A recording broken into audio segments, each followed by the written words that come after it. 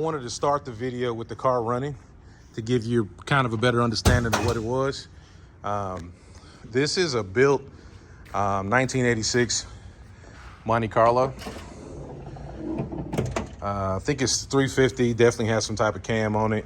Upgraded carb, MSD. It's got upgraded suspension system, UMI, both sides.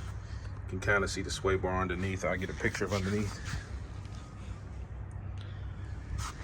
Extremely clean car underneath. You got disc brakes all around, Corvette brake system. Really nice performance-based car. Bottom side of that thing is gorgeous. No issues at all there. Interior's in excellent shape. You can see going through it. T-top frames, really solid condition.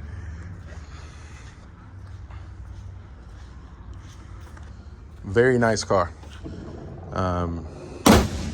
No really apologies on this one. This one was gotten by a friend of mine, Fuqua Auto Detail. We sold it to him. He did a lot of the upgrades on this car, and sold it to another guy who that guy sold it back to us. So really excited about this one.